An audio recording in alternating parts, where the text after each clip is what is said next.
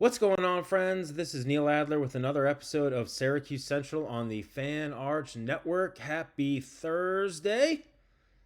And Syracuse men's basketball had a win on Wednesday night in an exhibition. Syracuse women's basketball had a exhibition win the night before. So we're going to talk basketball today, and we'll get into some recruiting as well. So Syracuse men's basketball finished up their two-game exhibition docket on Wednesday night. They played Pace, which is a pretty good Division II team. They won 24 games last year. And I'll tell you right now, and I love their name, the Pace Setters. Pace Setters. Pace Setters. They played tough. They played hard. It was a physical game. The refs let a lot of stuff go on both sides. And frankly, Syracuse ended up winning 75-57. They won by 18 points. They're up 2 points at the break. Pace was winning for a lot of the game. Never by more. I feel like their largest lead maybe was 5 or 6. But, it's an exhibition. Syracuse plays for real on Monday against Binghamton at the Dome. So my thoughts on the win over Pace? Well, it wasn't like overly impressive. I'll get into a couple things. So, number one, Donnie Freeman was great. He had 22 points. Sadiq White had 14 points, including a couple threes, and he didn't play in the first exhibition. But him shooting outside, just like Eric Devidor said on the call with Matt Park, if Sadiq White can make threes at a solid clip, that dude is not staying at Syracuse for 1 year. He's going pro because he gets after on the defensive end. He's a great leader even for a young guy. And he's athletic and score around the rim. But if he can shoot threes, whew. William Kyle III had a bunch of stuff inside. He had 10 points. Nate Kings was slow out of the gates, but he ended up with 10. Kyan Anthony had 9.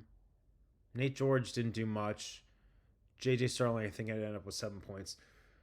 Luke Fennell didn't play. Hopefully that's nothing long term, obviously. Syracuse shot well from the field, but they didn't shoot well from 3. They shot well from 3 in the first winter at Buffalo, and I think that'll probably be Syracuse's MO from 3. I think hopefully they'll be better than last year. Last year they shot around 33% as a team. I feel like Syracuse, if Kyan Anthony and Kings or other guys or White, Freeman, if they get hot, yeah, they could have games where they shoot over 40% as a team. And then they could go whatever it is they went. Let me just look it up here because I don't remember things at my age. They went 5 of 21, 24%. So that's not good. They got out rebounded by a few. That's not good. They had, I think, 10 turnovers, which is better than the 17 they had the other night. And Pace had like 20-something turnovers. That was insane. Syracuse did well inside, and they led in points off turnovers and steals and in a lot of the categories. That's you're going to lead in a lot of categories when you win by 18, but it didn't okay, let's bring on Binghamton and let's see what happens in Vegas early in the season, because this didn't do much for me. Again, they didn't lose. It wasn't like Lemoyne in 2009, but it wasn't like anything special, I don't think. And I like this roster, and it's going to take time. Autry played a ton of guys. He's going to trim down his rotation at some point. These guys got to feel each other out. Yes, they've been practicing for a while. They had summer workouts. They're, the chemistry's there probably off the court, but yeah, it's going to take some time, especially with all these different combinations. For me, the main thing, the rebounding, that was pretty ridiculous. You can't get out rebounded by Pace, especially because Pace, while a physical team, they don't. Syracuse had a big time height advantage, especially on the front line, and you cannot get out rebounded. That's just unacceptable. That's unacceptable. So and that's certainly been a thing for Syracuse over the years, especially when they played zone defense, because as we all know, it's harder to rebound with as much proficiency out of the zone because you're guarding an area, not a man. But then again, at man-to-man defense, you can get out rebounded too. So they got to work on that. I like what I saw from William and Kyle inside. I like what I saw from Sadiq and Donnie. Those guys. Now, granted, when they play tougher competition, we'll see what they do inside. But they Yeah, they look good. Tyler Betsy didn't do much after leading the team in scoring against Buffalo. Again, some positives, some things to work on. It's an exhibition, but Donnie Freeman's good. That dude can play. I guess the main thing beyond just like stats and all this is what did Pace end up shooting from three? 6 of 18. Although I feel like at one point they were like 6 of 12 or 6 of 13 after they hit a few to start the second half, and then they obviously missed a bunch down the stretch. But sometimes Syracuse's perimeter defense was definitely lacking. Communication, like on like the front first like level defense was fine, but then like if a guy gets past a Syracuse defender and they gotta like communicate and someone's gotta rotate, like it just wasn't quite there all the time, and that's expected. Second exhibition game. But Pace, I felt like played tougher, more physical at some points. Syracuse clearly has more talent, but like Devo said on the call, having more talent, you're probably going to win an exhibition against Pace. And Pace is a good Division II team. Talent alone is not going to, you're not going to beat Kansas or Houston in Vegas. You're not going to beat Tennessee in the ACC SEC Challenge, even if it's at home. You got to execute. And so again, they got things to work on. What did you think? Drop me comments. And as always, thank you so much for your support. Please hit that subscribe button if you so choose, and drop me comments about what you like and what you don't like about the show, and also what you thought about the game. All right, let's do some recruiting stuff because it's fun. So, and I saw one of my friends commented on my previous basketball pod, Syracuse Central pod, about this, but I didn't have a chance to bring it up because I just wasn't aware of it until after the fact when I did tape my last one. But anyway, so Syracuse is among the teams that have reached out to 2026 four-star point guard Marcus Johnson, who earlier this week decommitted. He had verbally pledged to Ohio State, but decommitted and reopened his recruitment. And he's heard from a bunch of teams, Syracuse being one of them.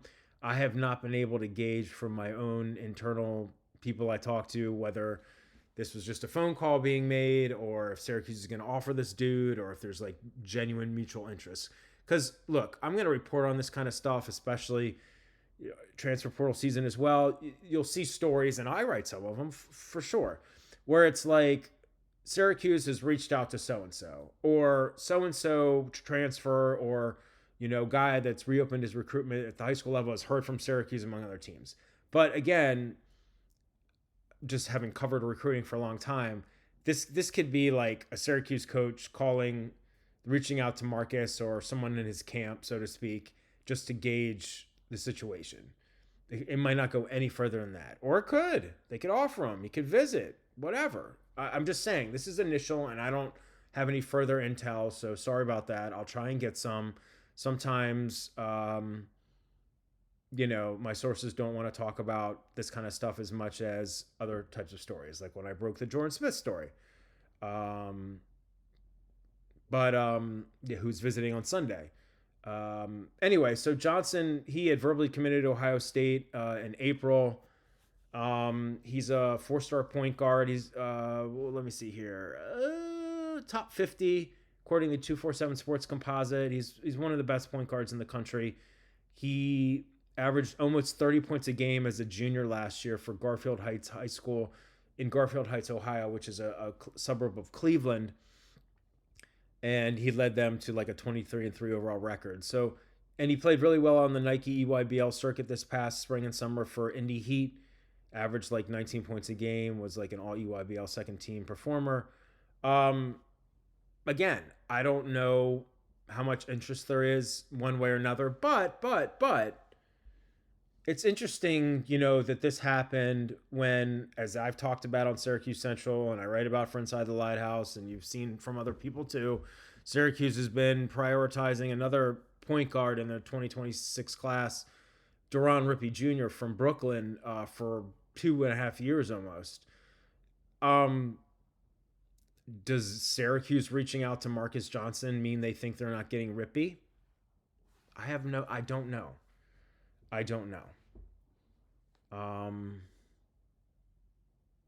I've talked to some people that are in the know.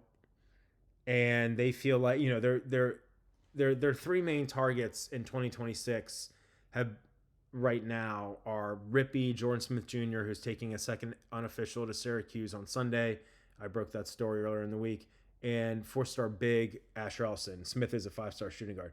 And Rippy unofficially visited Syracuse 2 Februarys ago, and then officially in late September. Asher officially visited Syracuse earlier this month in October. And then they're also looking at Clyde Walters, who's a 2027 four-star wing with overtime elite as a potential reclass. That's kind of all it is right now that I'm aware of. There could be other stuff, and maybe something shakes out with Johnson. But as I've said multiple times, I would take the field over Syracuse for both Jordan Smith Jr. and Deron Rippy Jr., but I think Syracuse has a shot with both. Some of my people I've talked to feel like maybe they have a better shot with Smith. We'll see how the unofficial goes this weekend.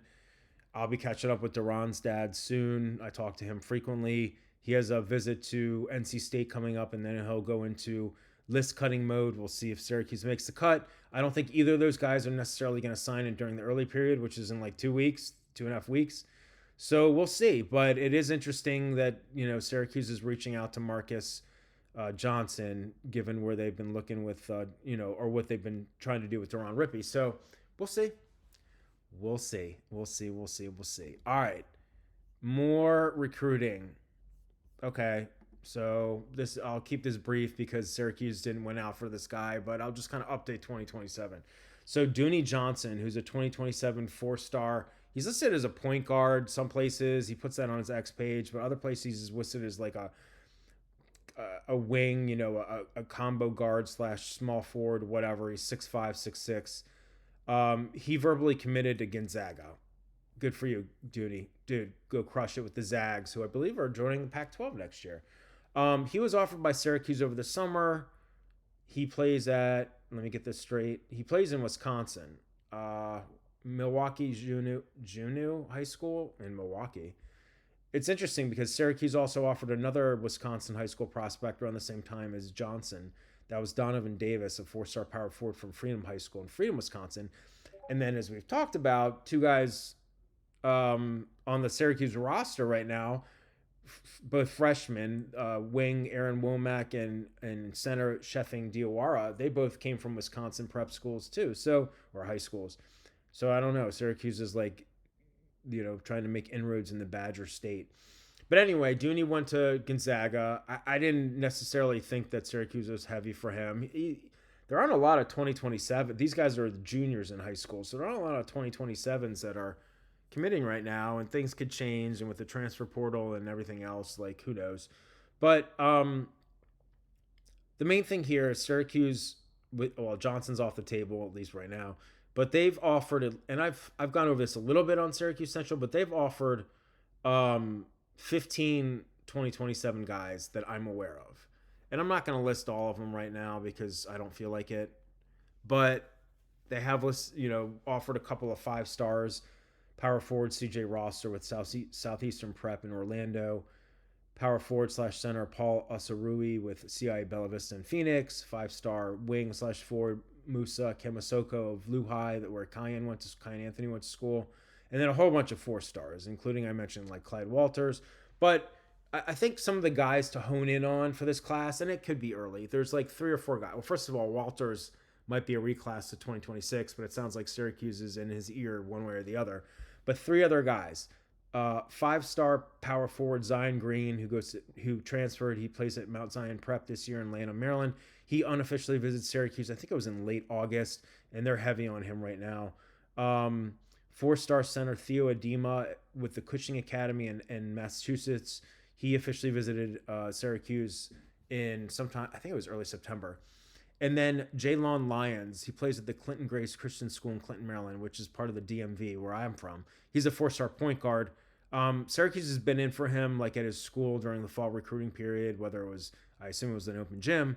And he said more than once that he wants to visit. So, and he's close with Coach Brendan Strawn, who's obviously a DMV guy.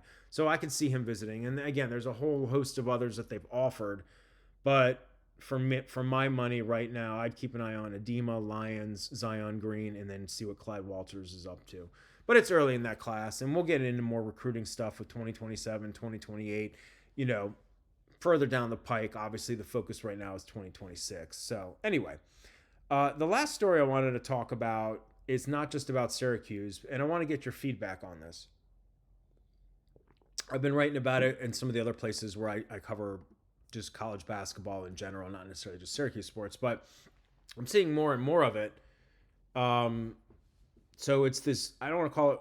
I call it a trend here with the caption, but I don't know if it's a trend yet. But it's something we're going to be keeping an eye on more and more, and that is pro players trying to get into college, trying to play at the college level. Which in the past, if you're a pro player and you're getting a salary and you're a professional, you're not an amateur and you're not going to be able to play in college. But what's happened is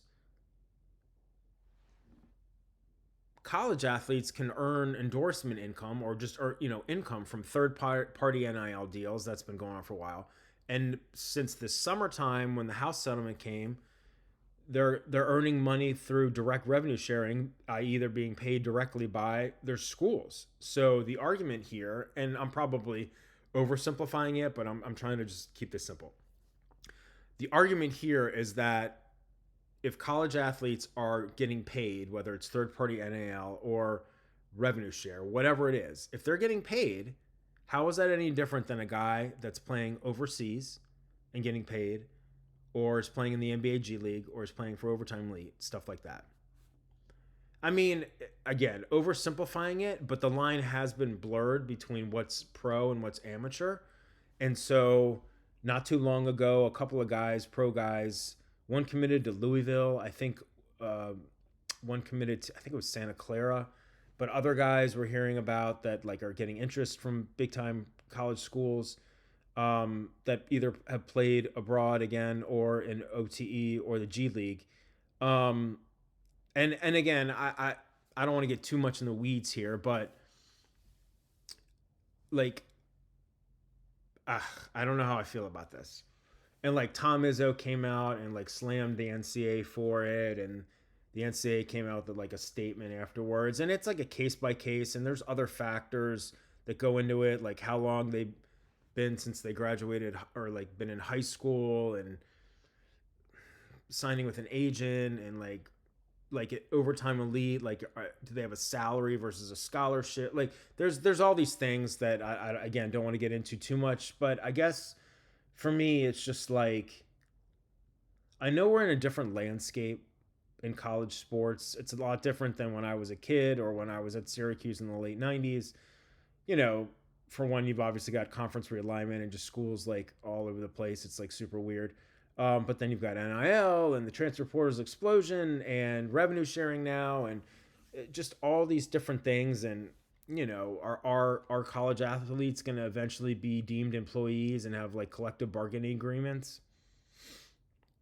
It's just and we'll see, like from a Syracuse perspective. I mean, they certainly have gone after, they're pursuing guys that are in Overtime Elite, but they're like at the high school level, like so to speak. You know, Asher Elson, Clyde Walters, a couple other guys. It's not. I don't know. I personally, I don't know like what those guys are making versus other guys that are deemed like that they wouldn't be able to be eligible. Like I did some research online, and one article I read said like if you want to retain your college eligibility while playing at OTE, you can get a scholarship, but you have to decline the salary, which I think is like a minimum of $100,000, and then you could also get NIL. But again, with everything being blurred, maybe you can get that salary, or maybe you like can get like a certain amount that's like deemed like to cover your basic expenses, and then anything beyond that you have to like not accept. I don't know.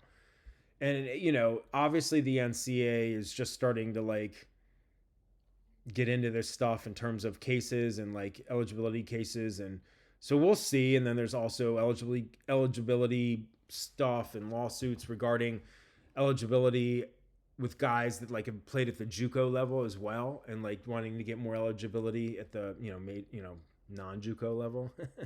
So I don't know how I feel about it. How do you feel about it? Let me know. Drop me some comments. It's weird. It's weird that like dudes could like play in the G League for a couple years, like, and then come back into college. Like, this is football related, but I saw like a post on Twitter from like, I think it was like a quote from Nick Saban, and I'm paraphrasing here, but it was like he was saying, "Oh, so like, what if like some number backup quarterback at with the New York Giants like isn't getting playing time and decides he wants to like come back to college and play at Penn State or something like that." I was like thinking, "Oh, is that like Tommy DeVito or?" But like all kidding aside, yeah, it's a whole new era. Everyone's got to get used to it. The lines are blurred. The rules aren't uniform. The NCAA's incompetent, so that's part of an issue too.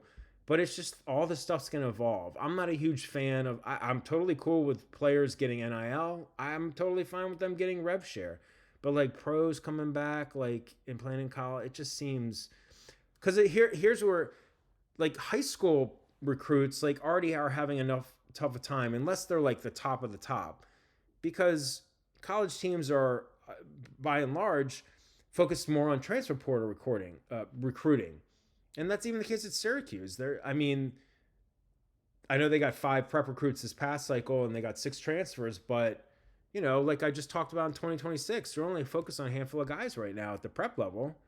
So like it's tough enough for high school recruits that have to like go up against transfer portal recruits, so to speak. And now you're telling me like, let's say like a top 100 high school prospect who's and commits to like a good school but isn't necessarily going to play a lot, at least first, but and that's fine. But then like all of a sudden like some G League dude from that's like 21 years old, 22 years or whatever, and gets eligible and like comes in and swoops in and takes that dude's spot. That sucks. I'm not a fan of that. That sucks. I don't want high school like recruiting and high school stuff to go away. I mean, I get it's kind of shifted, but I don't know. It's going to take me some getting used to. I guess that's the bottom line. And we'll see if Syracuse gets involved with, any pros, so to speak. They've certainly gotten some guys overseas. And, that brings up a good point about Luke Fennell. I mean, he played in the NBL, in the National Basketball League, which is a professional league in Australia and New Zealand. And I have no concept of what he was paid or if he was paid. I really don't know. I don't know if he was. But yeah, and Syracuse definitely takes a look at overseas guys. So we'll see how this all factors in for the Cuse. All right, that's going to do it for today's edition of Syracuse Central on the Fan Arch Network. I'm Neil Adler, your host. Please hit that like button if you're so inclined. Hit the subscribe button if you're really inclined. Tell your friends how silly I am, but I think we're having some fun discussions here. And drop me comments about what you like and don't like. And I will talk to you again tomorrow, and it will be Friday. Take care, friends.